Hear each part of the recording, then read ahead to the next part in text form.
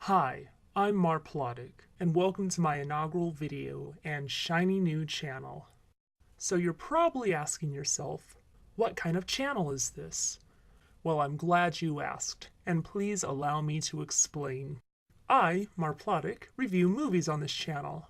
Before you sigh and roll your eyes and think, oh no, another movie review channel? No, I'm gonna watch that video of the kitten over there. Allow me to explain. Just please, hear me out.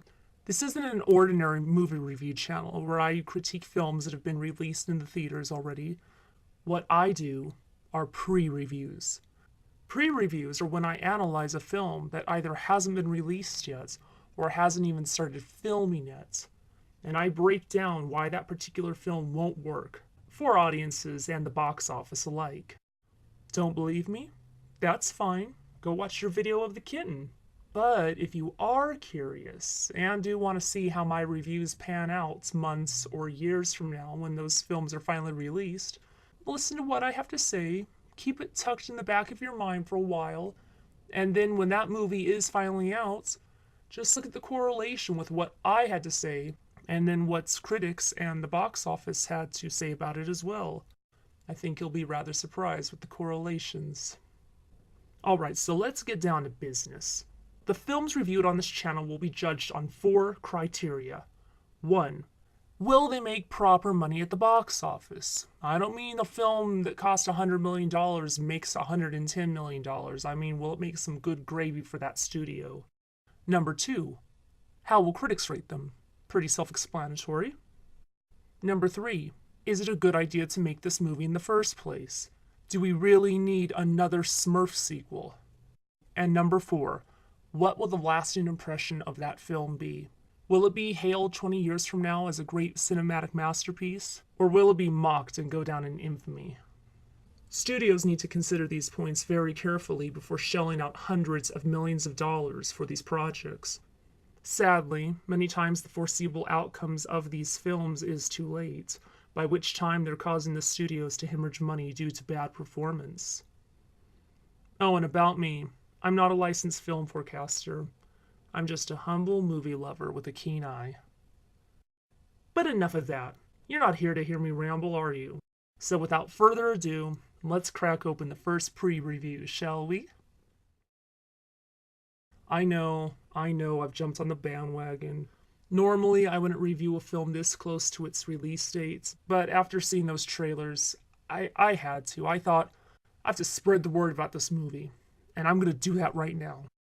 People the world over have expressed their hate and disgust for this debacle of a movie based on, very loosely, like non-existently, based on the Hasbro cartoon from the 1980s. Let me explain the well-founded ire this film is getting. After the success of the G.I. Joe and Transformers movies, which are also Hasbro IP by the way, Universal Studios decided to bring an adaptation of the big-haired glam band to life. Fans anticipated at least a semi-faithful representation of the cartoon. With Jim's holographic-heavy theme, the project seemed gift-wrapped and ready for a silver screen update. It'd be easy enough. Tell the story of young businesswoman JERRICA Benton's secret rise to stardom under the guise of Jim, a character she adopted thanks to the supercomputer Synergy, which could project an array of holograms onto JERRICA and her bandmates. Throw in the antagonist, Eric Raymond and the Misfits, and the story would be easy money. Fans were even encouraged to audition for roles for this movie, and for a while, the fandom of Jim and the Holograms enjoyed a strong resurgence. And then, Hollywood got a bright idea. From barring original Jim writer and creator Christy Marks from production, to ignoring the fan auditions altogether and instead hiring ex-Disney child actors, the film was, and is destined to be, a hot mess. The once outrageous flashy tale of rock and roll bands highlighting glamour and glitter, fashion and fame, was reduced to, quote, shy girl becomes famous and must choose between fame and her friends, unquote. The beloved story of the rock opera Barbie competitor had been reduced to a subpar teen drama that you could find on television any day of the week. The story is very predictable too, cliche level predictable. Without even watching it, so you know JERRICA will choose her friends over fame. But you know there'll be some shoehorn twist in there, and that's going to involve some nice record company that's going to sign on JERRICA and her friends to go work with them, and then JERRICA's going to leave the evil record company, and they all live happily ever after. The end.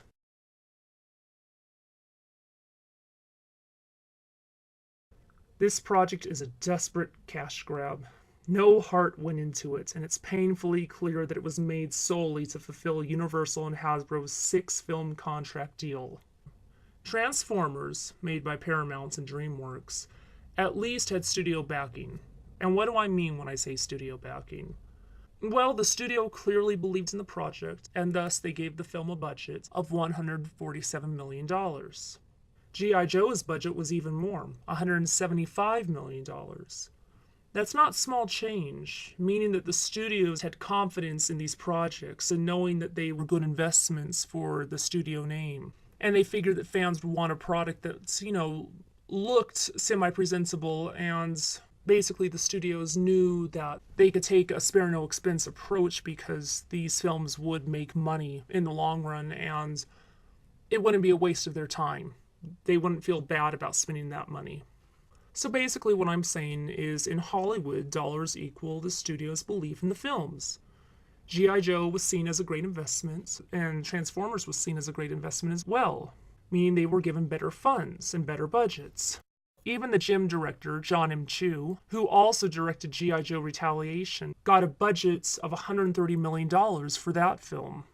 So how much does Universal believe in Jim's success? How many dollars has Universal decided to invest in this movie that is going to be carrying their name and will be a testament to their quality in filmmaking?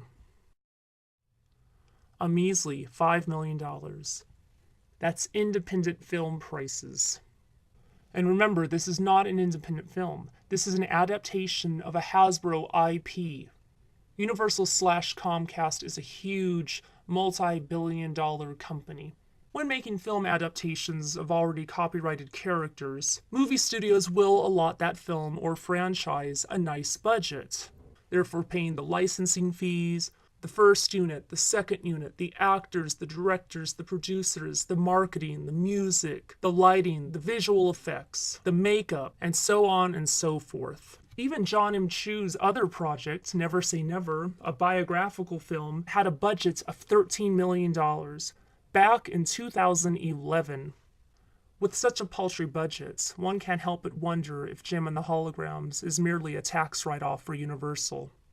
How could a story about glamorous rock bands and holograms, which visually could have as many effects as G.I. Joe or Transformers, only have a budget of 1/28th of the less expensive Transformers?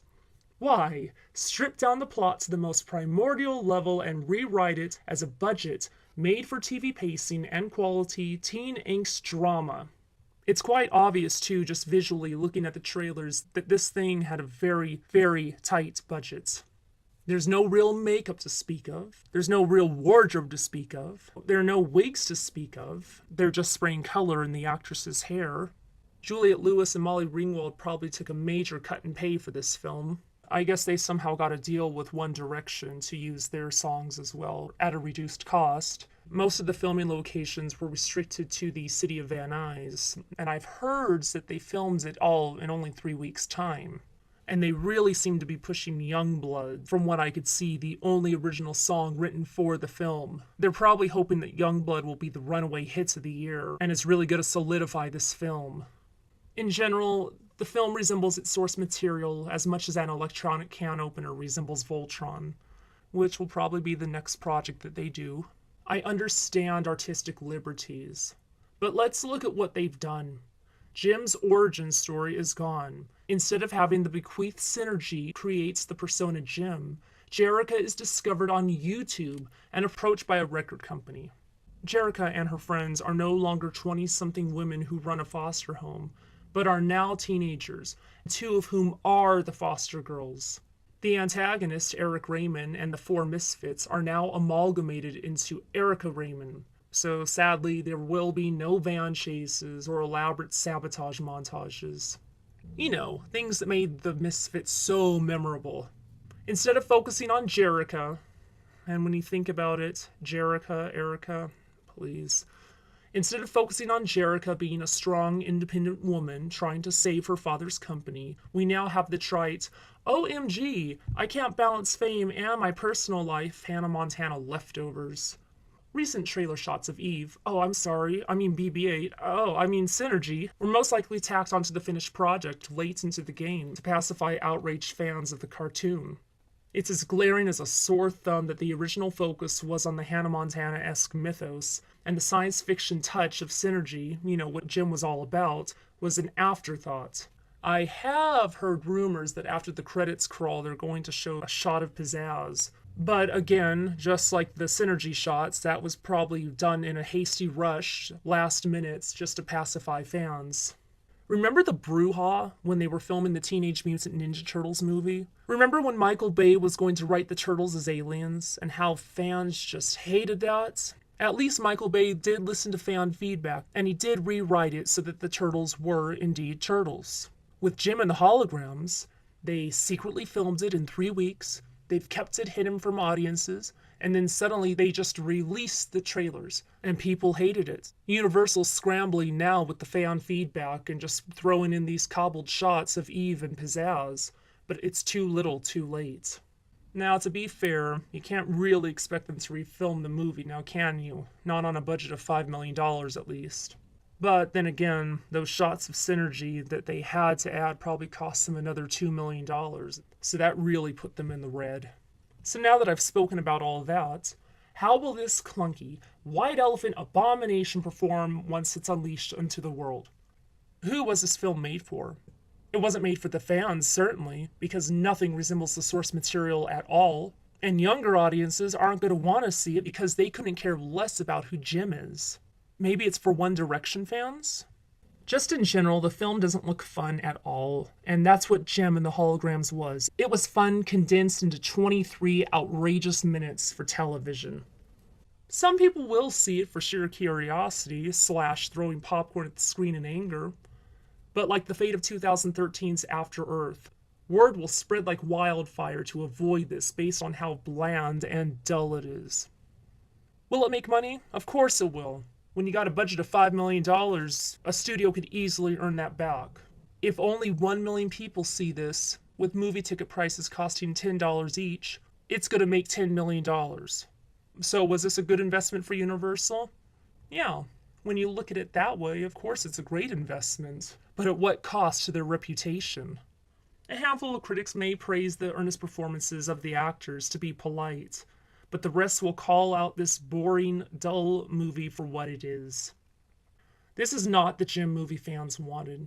Many people are clinging for nostalgia nowadays, and this is a slap in the face to anyone who grew up with or grew up watching the cartoon. This movie will go down hard as a fandom abomination. It already is. If you go look at Universal's YouTube page, the trailer has more negative feedback than positive feedback. You think the Super Mario Bros. Movie was bad? At least that showed the brothers as plumbers. There was a princess named Daisy, and there was a villain named Koopa. They showed Mario and Luigi going to a different dimension. They showed that Koopa had overthrown a kingdom. And throughout the film, there were small nods to the video game series, with character names and item names. Now imagine if the Mario Brothers movie was different. Imagine if the film showed Mario as a mushroom expert, and he works at a museum. Now, across the street, there's an evil museum, and there's a villainous curator there, and his name is Kumek. See what I did? I combined two villains from the Mario Brothers games, just like what the Jim movie's doing with its villains, combining them. But then, Kumek starts egging on Mario to join his museum and leave Luigi behind. Sounds ridiculous, right? Yeah, I know. But even then, that would have more in common with the source material than the Jim and the Holograms movie. Alright, what's the next pre-review I'm going to be doing? Oh no. Well, someone's got to talk about it. And that someone is Marplotic.